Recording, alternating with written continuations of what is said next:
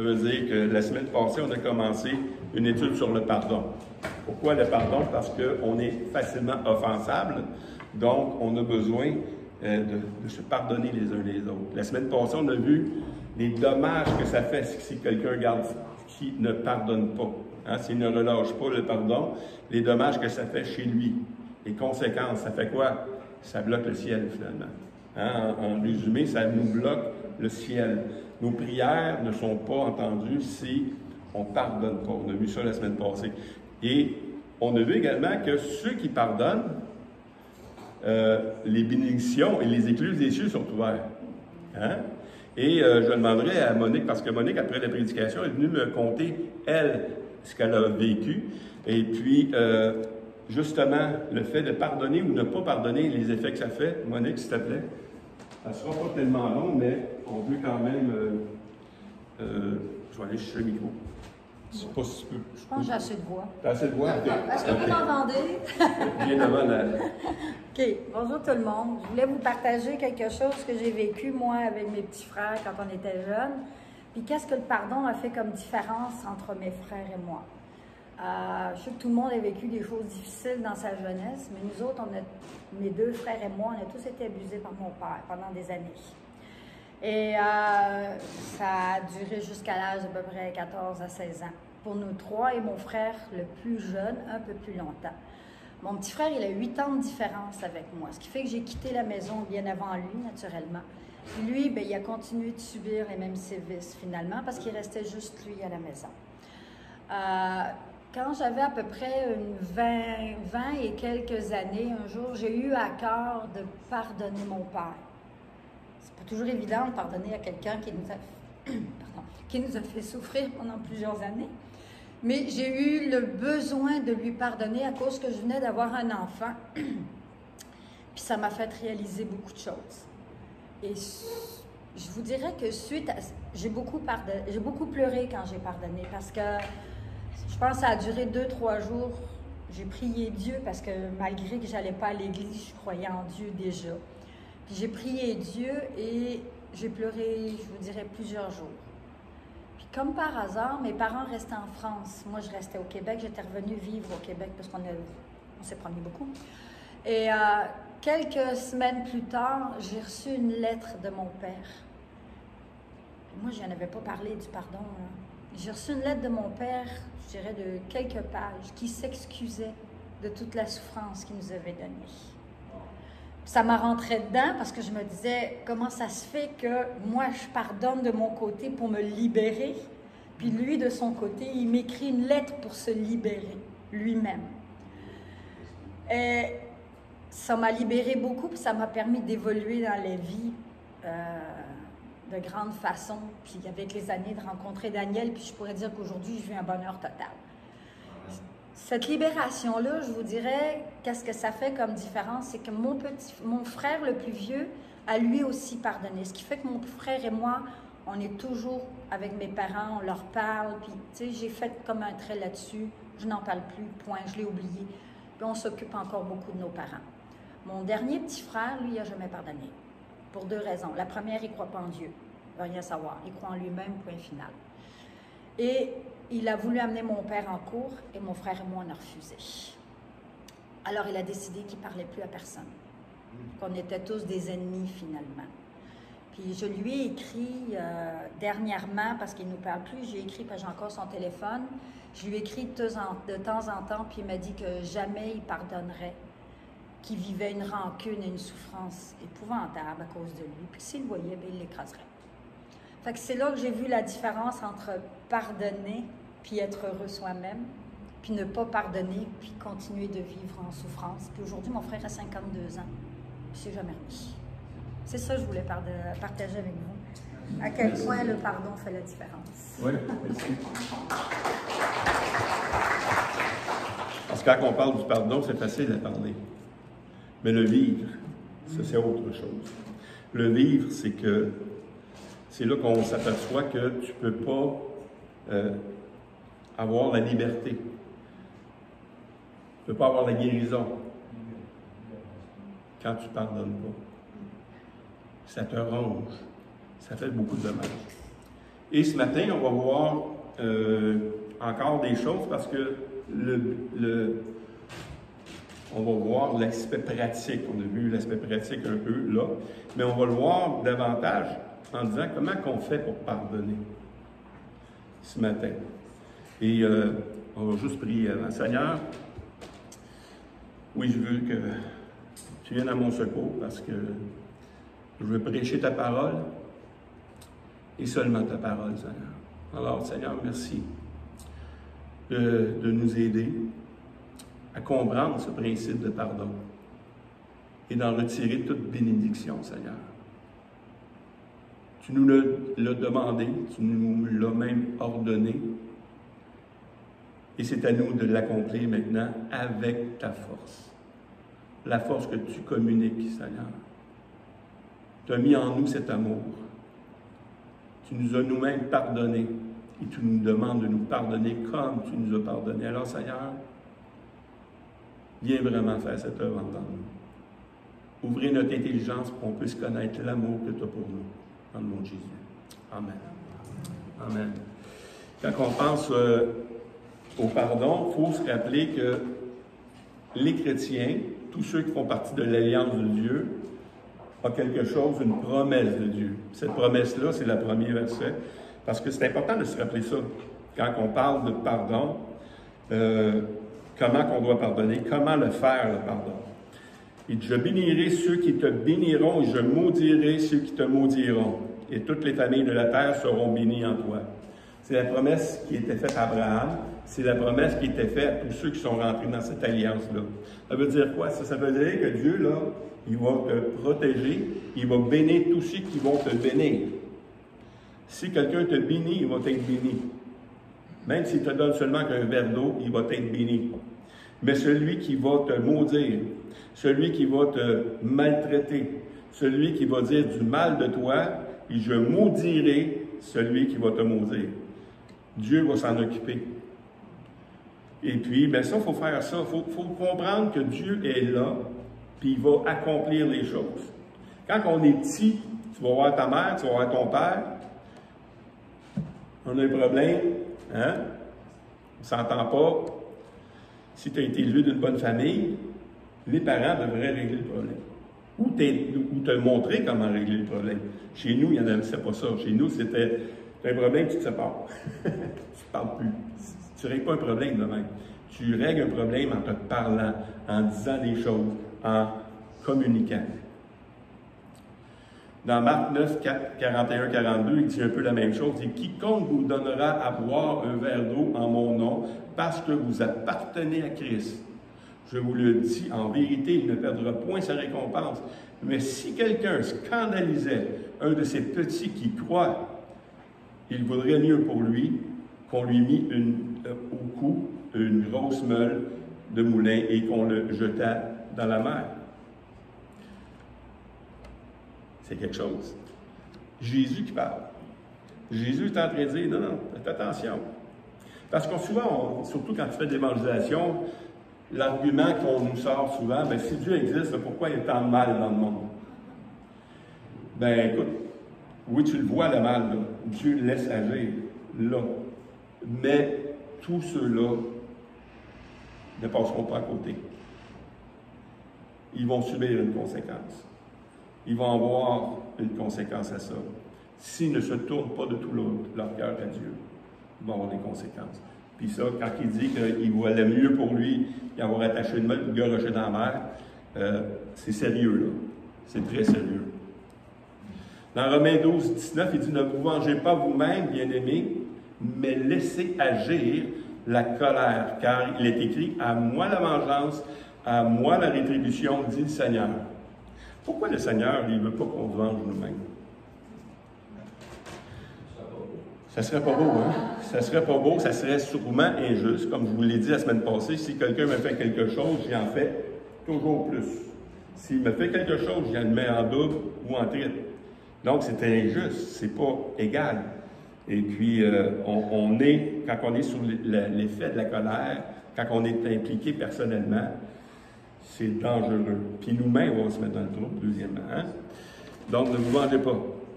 Dans Deutéronome, ça vient de lui aussi, Deutéronome 32-35, à moi la vengeance et la tribulation.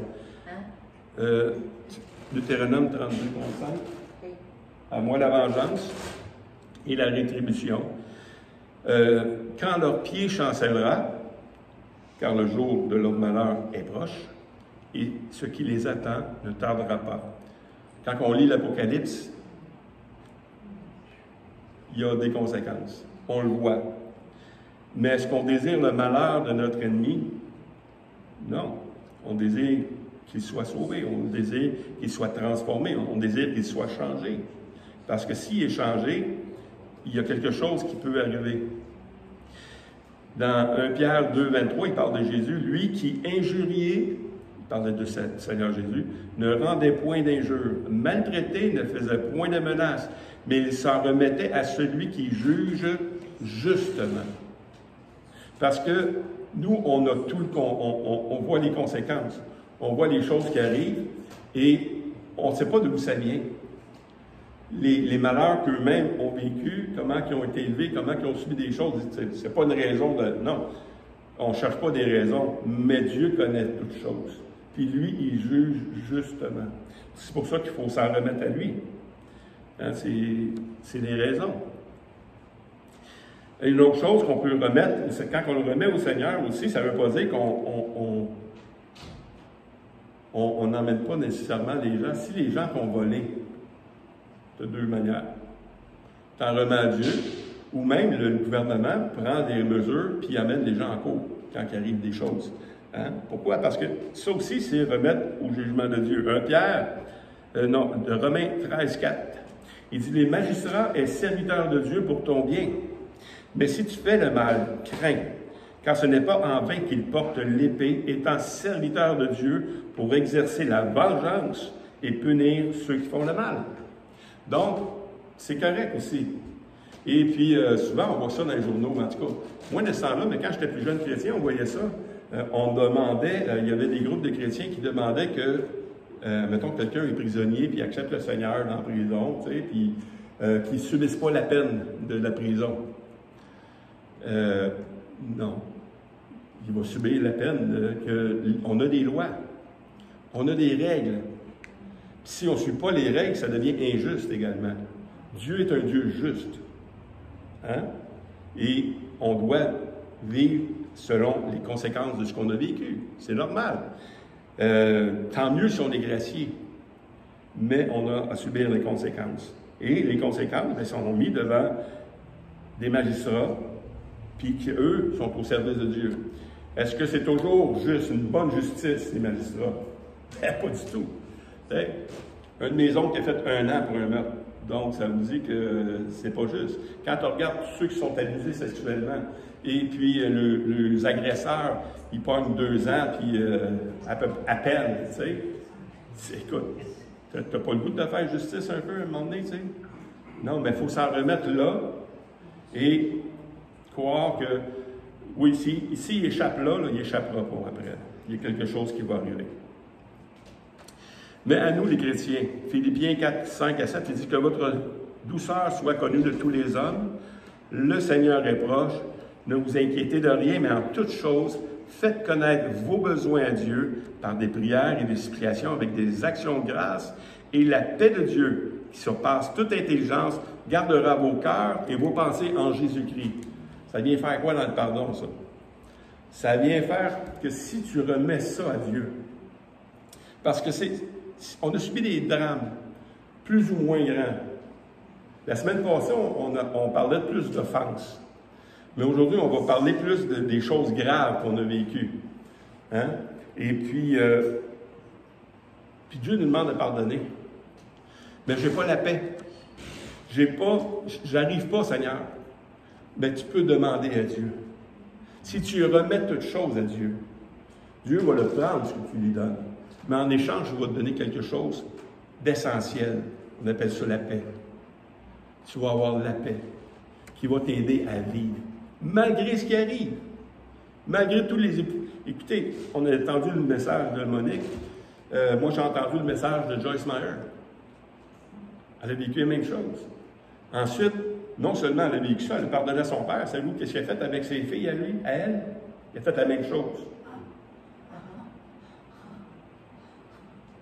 On dit là, c'est rendu pardonnable. Non, c'est encore pardonnable.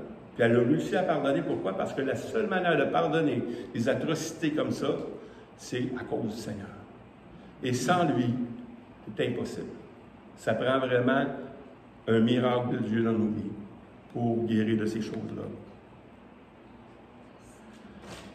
Un des passages principaux que j'aime à propos de ça, c'est Luc 17, 1 à 5.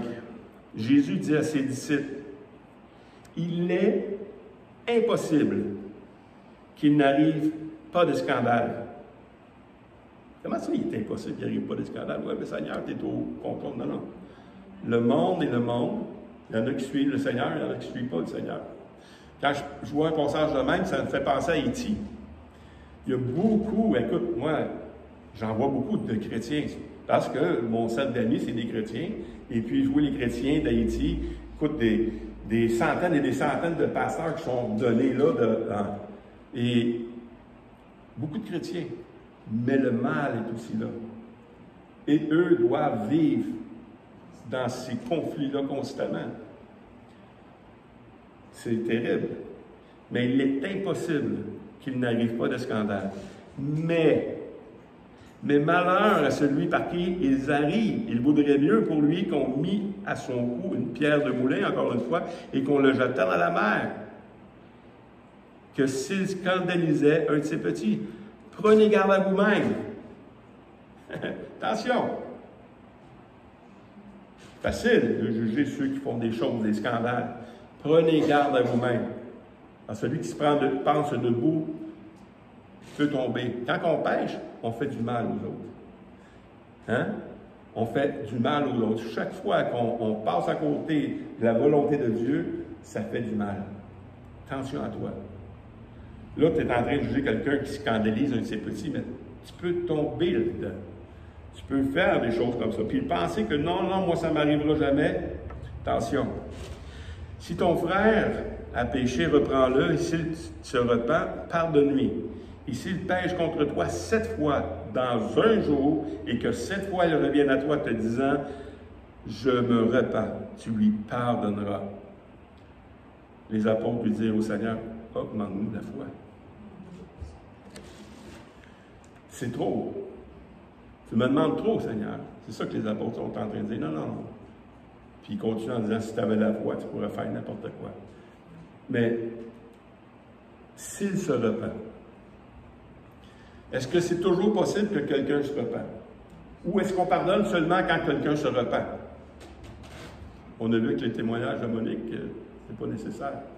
Parce que le non-pardon te détruit. Et si la personne ne vient jamais te demander pardon, qu'est-ce que tu fais? Tu pardonnes. Tu pardonnes parce que ça fait partie de la vie chrétienne. Ça fait partie que tu dois reconnaître que le Seigneur t'a pardonné. Et c'est pour ça que tu dois faire attention. Tu dois pardonner. Nous, on se fait des lois, on se fait des commandements, puis écoute, si tu rentres dans ce règle-là, tu es avec nous autres. Si tu ne rentres pas là-dedans, tu n'es pas avec nous autres. Puis on le fait quand on fait de la discipline à l'Église, par exemple. Hein? Mais il ne faut pas juger trop fort. Tu veux être jugé au jugement que tu juges. Oui, il faut faire attention. Oui, il faut se garder. Et quand quelqu'un va trop loin, bien, on vit les conséquences de ça. Dans Matthieu 18, 7 à 9, il dit « Malheur au monde à cause des scandales, car il est nécessaire, oh, je suis allé voir dans le grec, là, parce que là, c'est nécessaire, Seigneur. Le mot n'est pas clair dans le grec. Ça veut dire quoi? Ça veut dire que ces choses-là vont sûrement arriver, finalement. Tu sais. Si tu le traduis, là, c'est que ça va arriver certainement. Ils sont nécessaires. Qu'ils arrivent des scandales. Mais malheur à l'homme par qui les scandales arrivent. Si ta main ou ton pied est pour toi une occasion de chute, coupe-le, jette-le loin de toi. Mieux vaut pour toi entrer dans la vie boiteuse ou manchot que d'avoir 2 pieds ou d'eux-mêmes et d'être jetés dans le feu éternel. Et si ton œil est pour toi une occasion de chute, arrache-le et jette-le loin de toi. Mieux vaut pour toi entrer dans la vie, n'ayant qu'un œil et d'avoir les deux yeux et d'être jeté dans le feu de la colère. Ça veut dire quoi? Encore une fois, il va arriver des scandales, fais attention à toi parce que tu peux aller là. Il n'y a rien, il peut arriver n'importe quoi dans ta vie. Aujourd'hui, c'est beau. Demain, ça peut être la ruine. Ça peut être des choses dans ta vie qui peuvent t'emmener très loin de la vérité. Et pour ça, le Seigneur souvent nous rappelle, nous, quand on pointe quelqu'un, qu'est-ce qui arrive? C'est que j'ai 3 doigts qui me pointent moi. Ça veut dire, pense à ça avant de juger les autres. Dans titre 3, 1 à 4, il dit « Rappelle-leur d'être soumis aux magistrats et aux autorités, d'obéir, d'être prêt à toute bonne œuvre, de ne médire de personne, d'être pacifique, modéré, plein de douceur envers tous les hommes. Car nous aussi, nous étions autrefois insensés, désobéissants, égarés, asservis à toute espèce de convoitise et de volupté, vivant dans la méchanceté. » On vivait dans la méchanceté. Dans l'envie, digne d'être haïs et nous haïssant les uns les autres.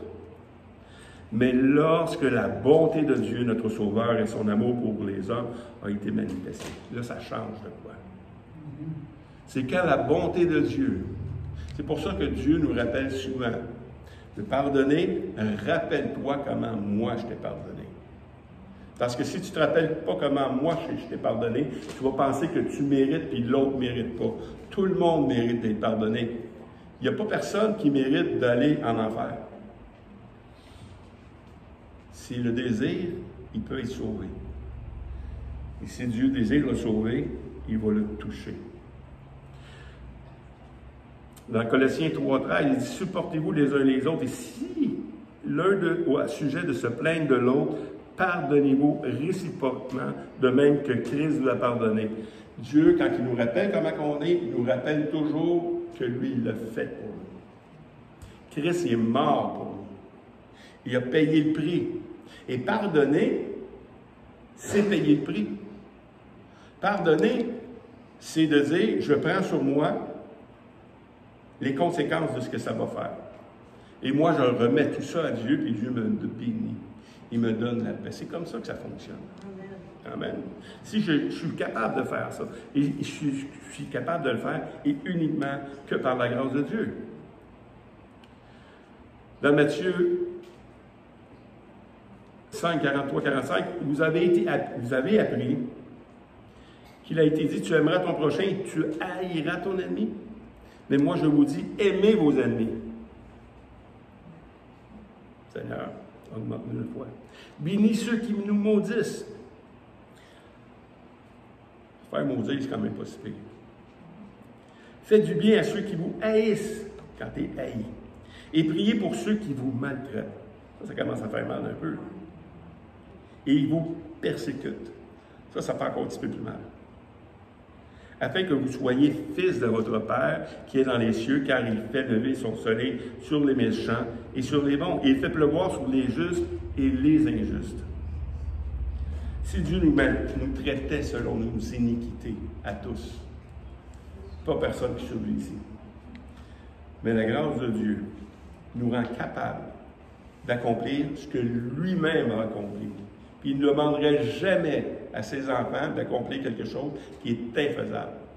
C'est faisable par sa grâce et par son amour. Parce que Dieu, là, dans 1 Timothée 2,4, il dit, il veut que tous les hommes soient sauvés et parviennent à la connaissance de la vérité. C'est ça. Vous savez, on se choque souvent parce qu'il y a beaucoup de scandales qui arrivent et nous, en tant que chrétiens, on ne prêche pas l'Évangile. Tu sais, admettons, là, toi, là, ton gros chose, là, c'est les enfants abusés. Là. OK? Et tu veux faire de la prévention. Bien, c'est quoi tu peux faire pour prévenir que tu aies des enfants qui arrêtent d'être abusés? Comment? En prêchant l'Évangile. Si le cœur n'est pas changé, si le cœur des hommes n'est pas changé, il n'y a aucune situation qui peut être améliorée. Ce n'est pas en les mettant en prison. Ce n'est pas en les battant. Tu ne les rends pas plus intelligents si tu tapes sur le tête. C'est pas de même que ça marche. Mais si le cœur est changé, là, tu en fais de la vraie prévention. C'est pour ça qu'on a un mandat également. Le chrétien a un mandat de, quand il y a quelque chose qui te dérange, bien, va prêcher la parole. Va prêcher la parole parce que la seule différence entre moi et ces hommes-là, c'est Jésus-Christ. Ça, il faut le comprendre. Si tu ne comprends pas ça, c'est que tu te crois meilleur. Donc, ce qu'on vient de voir, c'est que Jésus-Christ, dans la chose qu'il nous demande, c'est de regarder à ce que lui a fait pour nous, premièrement. Puis ça devrait te sensibiliser à aller vers les autres et le pardonner. Une question que je vais étudier à cause du pardon, est-ce qu'on peut se pardonner à soi-même? Est-ce qu'on peut se pardonner à soi-même? Une bonne question, hein? Mais il faut aller voir bibliquement. Est-ce que la Bible nous parle de se pardonner à nous-mêmes? Non. Pas du tout. Nulle part dans la Bible nous parle de se pardonner à nous-mêmes. Pourquoi? Parce que nous devons apprendre à vivre du pardon de Dieu. On a fait des atrocités. Supposons, là, je n'ai jamais fait ça, là. C'est un exemple. J'espère qu'il n'y a personne ici qui a fait ça. Tu sais, quand tu es gamin, tu es enfant, là, puis tu commences, on fait beaucoup d'intimidation. Hein? On intimide les autres, puis on les niaise un peu, puis tout ça. Puis supposons que ton agissement, là, a tellement bouleversé l'autre, qu'il s'est suicidé. Ça arrive. À chaque année. Mais là, c'est de ta faute. Puis là, ben, tu as de la misère à vivre avec ça. Est-ce que je peux me pardonner? Tu ne peux pas te pardonner. Tu dois apprendre à vivre maintenant avec ça. Tu dois apprendre à vivre du pardon de Dieu. Dieu pardonne toutes choses. Et maintenant, on doit apprendre à vivre de ce pardon-là. Et déchargez-vous sur lui de tous vos soucis, car lui-même prend soin de nous. C'est lui qui prend soin de nous. Nous, là, on peut juste s'en remettre à lui. Parce qu'on peut vivre très mal notre vie chrétienne si on garde nos choses. On ne peut pas se pardonner. On est coupable. On doit remettre à Dieu qui nous pardonne. Lui nous pardonne les choses, puis maintenant, on doit vivre dans sa justice. On doit vivre dans son pardon. Si tu es capable de faire ça, si tu es capable de reconnaître comment Dieu t'a pardonné, tu es capable de voir que non, s'il m'a pardonné à moi mes niaiseries, il est capable de pardonner à tout le monde. Donc, je dois vivre maintenant comme lui m'a demandé de vivre. Déchargez-vous sur lui. Hein, Paul, on ne sait pas la nature, il y a beaucoup de choses qui sont écrites là-dessus, mais quand Paul il parle qu'il y a quelque chose que je vis dans 2 Corinthiens 12:9, il m'a dit, ma grâce te suffit car ma puissance s'accomplit dans la faiblesse. Je me glorifie donc plus volontiers de mes faiblesses afin que la puissance de Christ repose sur moi. La nature, oui, il y a beaucoup coulé là-dessus, mais en fait, on ne le sait pas parce qu'il ne dit pas. Hein? L'ange de Satan, il fait des choses. Est-ce que c'est la maladie? C'est-tu des idées? C'est-tu quelque chose que l'ennemi vient tout le temps irrapé, tu as fait ça, tu n'es pas digne, tu es disqualifié, tu es disqualifié, tu es disqualifié. C'est bien fatigant, ça, un moment donné. Hein? Quand tu remets à Dieu, tu fais ça, il va te donner une paix. Il va te donner la capacité de vivre maintenant, selon ce qui est arrivé. Parce que dans Jean 14:16, il dit, « Moi, je prierai le Père, il vous donnera un autre consolateur afin qu'il demeure éternellement avec vous. » Jésus, c'est un consolateur. Mais le Saint-Esprit également est un consolateur. J'ai vécu des peines, j'ai vécu des choses qui... un jour, c'était arrivé. Et puis, je n'étais pas capable de me réjouir. J'entendais un chant chrétien, je me mettais à pleurer. Puis j'ai connu le Saint-Esprit consolateur. Il est venu me consoler. D'un coup. Ça n'a pas pris des jours, des semaines. Ça a pris une seconde. Aussitôt que le Seigneur m'a touché, j'ai été consolé. Peu importe les charges, j'étais capable de me réjouir avec mes frères. Mais le Saint-Esprit consolateur vient à notre secours. Vient à notre secours dans nos faiblesses. Et si on se confie en lui, si on y remet vraiment nos problèmes, il va faire quelque chose pour nous. Dans 2 Corinthiens 1, 3 à 4, il dit « Béni soit Dieu, le Père de notre Seigneur Jésus-Christ, le Père des miséricordes, et le Dieu de toute consolation, qui nous console dans toutes nos afflictions, afin que par la consolation dont nous sommes l'objet de la part de Dieu, nous puissions consoler ceux qui se trouvent dans quelques afflictions. » Wow! Dieu nous bénit pour bénir. On est capable de consoler. Si tu as subi quelque chose, tu es capable de consoler les autres. Il n'y a rien d'impossible. Des fois, c'est atroce qu'on a vécu, mais ça peut servir. Dieu peut nous guérir, puis ensuite il va servir de toi pour aider les autres. Et ça, c'est merveilleux. Hein, pourquoi? Parce que si quelqu'un est en Christ, 2 Corinthiens 5, 17, si quelqu'un est en Christ, il est une nouvelle créature. Les choses anciennes sont passées. Voici, toutes choses sont devenues nouvelles. Puis ça, c'est une réalité. Il y a des choses qu'on a faites étant pas chrétien. Déjà, tu as fait quelque chose hier, tu ne peux pas le changer. Encore moins avant. Mais dans le Seigneur, là, toutes choses sont devenues nouvelles. Toutes les autres choses, là, c'est passé, c'est oublié. Pour Dieu, c'est oublié. Et des fois, on peut penser que oui, mais c'est trop facile. Oui, c'est facile. Parce qu'il le fait à notre place. Il le fait à notre place. Paul, il disait quelque chose d'intéressant dans 1 Corinthiens 4. Il dit, « Pour moi, il m'importe fort peu d'être jugé par vous ou par un tribunal humain. Je ne me juge pas non plus moi-même, car je ne me sens coupable de rien. » Wow! Paul t'a maltraité les enfants de Dieu. Tu te sens pas coupable de rien? Non? Paul vivait vraiment ce qu'il disait là. Il vivait vraiment ce qu'il disait. Parce qu'il ne se sent pas coupable. Il a été blanchi. Il a été lavé. Il a été complètement déclaré comme il faut pour Dieu. Dieu le voit, là, comme Jésus-Christ. Parfait. Il faut apprendre à vivre dans cette réalité-là en tant que chrétien. On était des pécheurs, nous sommes pardonnés. Maintenant, nous sommes restaurés. Tu ne pourrais même pas entrer dans la présence de Dieu si tu avais une tache sur toi. Parce que Dieu est saint.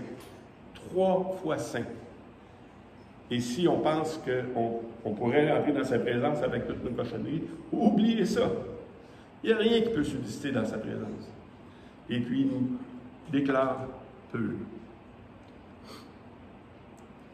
Dans 1 Jean 3,20, il dit « Car si notre cœur nous condamne, Dieu est plus grand que notre cœur, et il connaît toutes choses. » Même si ça revient. Même si ça revient tenté. Parce que ça va revenir parce que l'ennemi va s'en servir. L'ennemi va toujours faire des choses pour te rappeler qui t'étais. OK? Qui t'étais. Mais c'est plus ça qu'on est. Nous sommes une nouvelle créature. Dans Romains 13, 9 à 10, il dit, « En effet, le commandement, tu aimeras ton proche, tu ne commettras point d'adultère, tu ne tueras point, tu ne déroberas point, tu ne convoiteras point, et ce qui peut y avoir se résume en cette parole, tu aimeras ton prochain comme toi-même. Ne fais point de mal au prochain, l'amour est donc l'accomplissement de la loi. » C'est vrai qu'il n'y a aucun passage qui dit qu'on doit se pardonner à soi-même. Mais il nous dit d'aimer notre prochain comme nous-mêmes. Donc, nous devons rentrer dans cette liberté, dans cette paix-là que Dieu nous offre. Si tu n'es pas là, tu ne peux pas rien donner aux autres. Si tu ne peux pas donner de l'amour aux autres, c'est parce que tu n'as pas reçu réellement de l'amour. C'est pour ça que Dieu dit, si vous ne pardonnez pas, vous ne serez pas pardonné.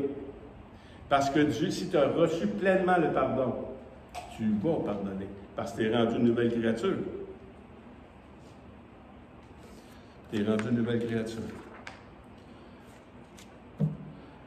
Ce que vous voulez que les hommes fassent pour vous, faites-le de même pour eux. C'est aussi simple que ça.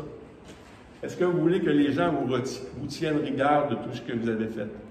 Hey, c'est le fun, ça, hein? Si tu n'en as pas commis trop, c'est pas pire.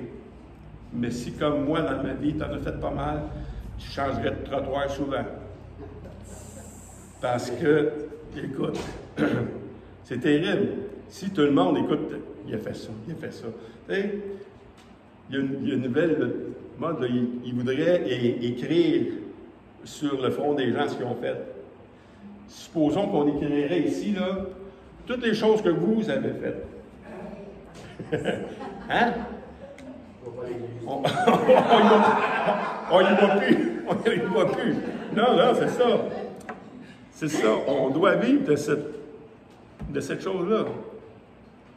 Mais le psaume 51, car je connais mes transgressions, David disait, et mon péché est constamment devant moi.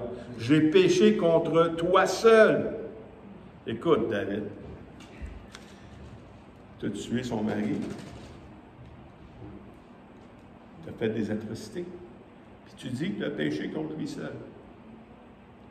Est-ce que David est en train de mentir? Pas du tout. Quand on pêche, c'est premièrement envers lui. C'est lui.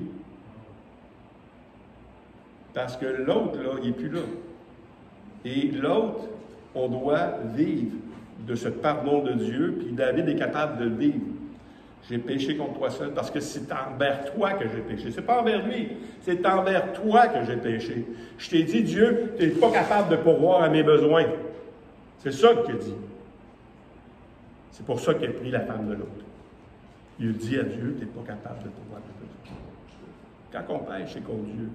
On est en train de dire à Dieu, tu ne prends pas soin de moi. Quand on pêche. On traite Dieu de menteur. Mais c'est pour ça que David était capable de dire ça. J'ai péché contre toi seul, et j'ai fait ce qui est mal à tes yeux, en sorte que je serai juste dans ta présence, dans ta sentence, sans reproche dans ton jugement. Détourne ton regard de mes péchés, efface toutes mes iniquités, ô Dieu, crée en moi un cœur pur, renouvelle en moi un esprit bien disposé. Dieu seul peut faire ça. Tu as beau essayer de te changer, tu as beau essayer de te pardonner, qui ne se fait pas. Ça ne se fait pas se pardonner. Tu ne peux pas faire ça. Tu dois vivre avec les conséquences. Il y a des conséquences que tu peux rattraper. Tant mieux. Mais si le gars il est mort, ou le gars il ne veut pas, lui il ne veut pas te pardonner, tu dois vivre avec le pardon de Dieu. Dans Romains 2,4, il dit « Ou méprises-tu les richesses de sa bonté, de sa patience et de sa longanimité? Ne reconnais-tu pas que la bonté de Dieu te pousse à la repentance? » C'est la bonté de Dieu. C'est tout ce qu'on va aller faire, c'est de connaître la bonté de Dieu. C'est la connaissance de Dieu qui fait qu'on est capable d'accomplir sa volonté. Si tu n'es pas capable d'accomplir sa volonté, c'est parce que tu ne connais pas Dieu. Et on doit s'approcher de lui pour le connaître. Jésus lui-même ne pourrait pas demander quelque chose qu'il fait lui-même, qu'il ne serait pas capable de faire lui-même. Jésus dit dans Luc 23, 34, « Père, pardonne-leur, car ils ne savent ce qu'ils font. » Et il partagea ses vêtements, il se ressort. Jésus, là, malgré toutes les atrocités qu'il a eues, il aurait pu faire le jugement lui-même. « Père, pardonne-leur. » Oui, mais tu vas dire, c'est le Seigneur. Il est capable, lui. Non, non, non. Étienne, la même chose, dans Acte 7, 59, 60, il lapidait, Étienne, qui priait en disant « Seigneur Jésus, reçois mon esprit », puis s'étant mis à genoux, il s'écria d'une voix forte « Seigneur, ne leur impute point, pas ce péché. » Et après ces paroles, il s'endormit. Il est mort là. Étienne, c'est pas Jésus. Mais Étienne vivait Christ dans sa vie. Vivait la même chose. C'est pour ça que Paul était capable de dire dans Galates 2,20, « J'ai été crucifié avec Christ, et si je vis, ce n'est plus moi qui vis. C'est Christ qui vit en moi. Si je vis maintenant dans la chair, je vis dans la foi au Fils de Dieu qui m'a aimé et qui s'est livré lui-même pour moi. » C'est lui qui vit en moi. Et c'est pour ça que le Seigneur peut nous demander de pardonner. Parce que le Seigneur sait très bien que c'est lui qui va le faire. C'est lui. Il a subi toutes les atrocités du monde entier à la croix. Et il a décidé de nous pardonner. Wow. Nous demande de nous pardonner les uns les autres. Fait que quand on vit des atrocités, tu dis, c'est dur. Fait que maintenant, si quelqu'un vous offense, là, des petites offenses, là, c'est rien! Pardonnez-vous! Recherchez la paix. Recherchez la réconciliation.